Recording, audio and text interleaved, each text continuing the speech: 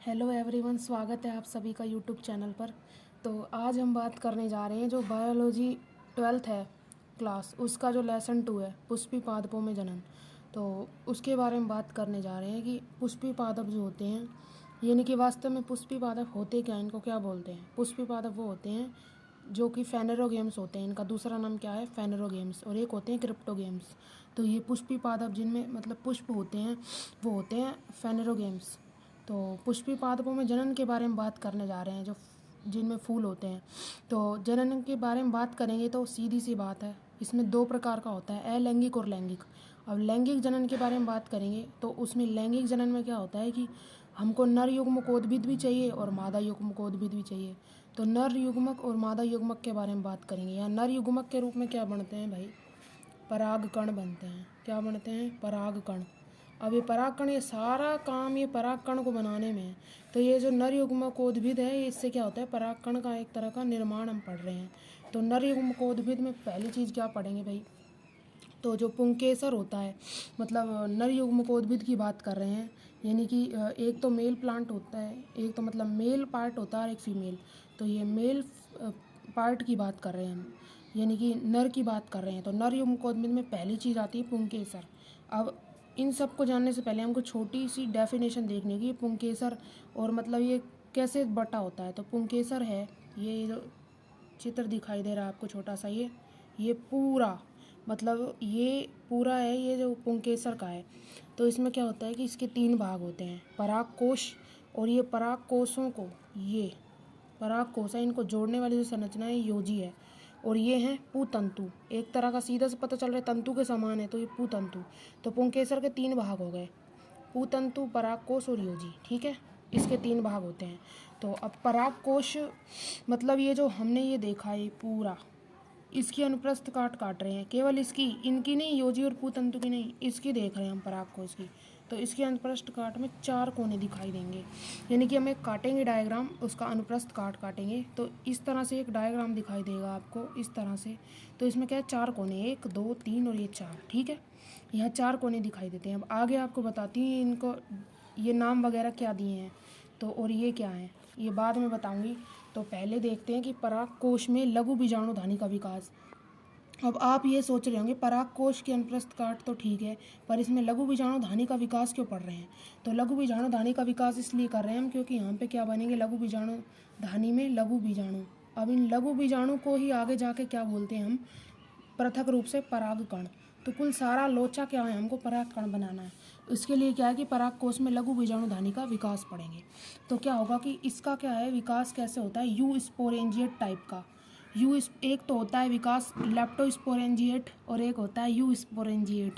तो इसमें इसका विकास कैसा होता है, लघु बीजाणुधानी का यू स्पोरेंजिएट प्रकार का, जिसके द्वारा क्या होता है, लघु बीजाणुधानी का निर्माण होता है। अब लघु बीजाणुधानी का निर्माण करेंगे तो उसके द्वारा लघु बीजाणु बनेंगे, जो आगे जाकर के क्या कहलाएंगे, परागकण। तो क्या होता है, ये तो छोटी सी डेफिनेशन हो गई भाई, कैसा होता है यू स्पोरेंजिएट। तो सर्वप्रथम क्या होता है, परागकोश की बाह्य त्वचा के नीचे क्या होता है कि कुछ कोशिकाएं आकार में बड़ी हो जाती हैं, जिन्हें क्या बोलते हैं, प्रपसु या प्रारंभिक कोशिकाएं। ये परागकोश की अनुप्रस्थ काट हमने देखी थी, ये देख लो चाहे या फिर ये देख लो। तो परागकोश की जो बाह्य त्वचा की कोशिकाएं होती हैं, जिनको क्या बोलते हैं, प्रपसु या प्रारंभिक कोशिकाएं, ये क्या होती हैं कि आकार में बड़ी होंगी। सारा खेल क्या है यहाँ पे, प्रारंभिक कोशिकाओं का। तो इन कोशिकाओं में जो प्रपसु कोशिकाएं हैं, इनमें क्या होगा कि परिणत विभाजन एक होता है और एक अपनत। परिणत का है परिधि से केंद्र की तरफ जो होता है विभाजन, वो क्या कहलाता है, परिणत विभाजन द्वारा क्या होता है कि 2 प्रकार की सेल्स बनेंगी। पहली प्राथमिक भित्ति कोशिका, दूसरी प्राथमिक बीजाणुजन कोशिका। तो प्राथमिक जो भित्ति कोशिका होती है, ये फॉर्मेशन ऑफ वॉल, यानी कि यूँ कह सकते हैं कि परागकोश भित्ति बनाती है और ये बनाती है लघु बीजाणुधानी का निर्माण करती है। तो हमको सीधी सी बात है, 2 चीज़ें, मतलब लघु बीजाणुधानी का निर्माण ही करना था जिसके अंदर लघु बीजाणु बनने हैं। तो इसका निर्माण किसके होगा, प्राथमिक बीजाणुजन कोशिका से। और ये प्राथमिक भित्ति कोशिका क्या करेगी, परागकोश भित्ति बनाएगी। अब परागकोश भित्ति का भी कोई ना कोई रोल होता होगा, क्या है कि इसमें अलग अलग तरह की परतें पाई जाती हैं। जैसे आपको बताऊंगी, मध्य परत, अंतेस्थीसियम मध्य परत और टैपिटम वगैरह ये पाई जाती हैं। तो ये क्या करती हैं, इनका महत्वपूर्ण रोल है परागकण के पोषण वगैरह इन सब चीज़ों में। तो इसलिए हम यहाँ पे परागकोश भित्ति के बारे में पढ़ रहे हैं।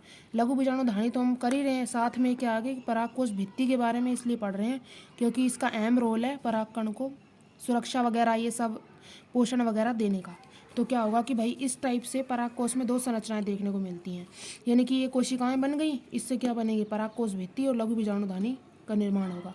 तो इस टाइप से परागकोश में 2 संरचनाएं देखने को मिलती हैं, पहली परागकोश भित्ति और लघु बीजाणुधानी। यहाँ देखिए चित्र में आप, तो परागकोश भित्ति यानी कि ये जो चारों हैं इनको क्या बोलते हैं, परागकोश भित्ति।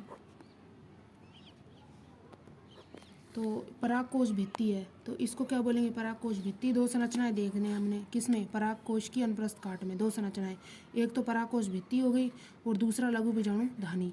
तो परागकोश भित्ति की परतें हैं बाह्य परत जो बाहर की तरफ पाई जाएगी, फिर एंडोथीसियम जिसको अंतःस्थीसियम भी बोलते हैं, इससे अंदर की तरफ पाई जाती है बाह्य तरफ से, फिर मध्य परत मिडिल लेयर बोलते हैं जिसको, फिर यह है टैपेटम, पोषोतक भी इसको बोलते हैं क्योंकि ये पराग कणों को पोषण प्रदान करने का काम करती है। तो क्या है यहाँ पर, तो 2 संरचनाएं देख ली हमने। परागकोश में 2 संरचनाएं देखने को मिलती है, परागकोश भित्ति जिसके 4 भित्तियाँ हैं, 4 लेयर हैं, और दूसरी है लघु बीजाणुधानी जो कि क्या कर बनाती है, लघु बीजाणु। ये मैंने यहाँ लिख रखा है समझाने के लिए कि लघु बीजाणुधानी लघु बीजाणु बनाएगी, और ये लघु बीजाणु जो होंगे पृथक रूप से क्या कहलाते हैं, परागकण। तो इस तरह से हमने देखा कि इसकी 2 संरचनाएं दिखाई देती हैं कि परागकोश भित्ति और लघु बीजाणुधानी।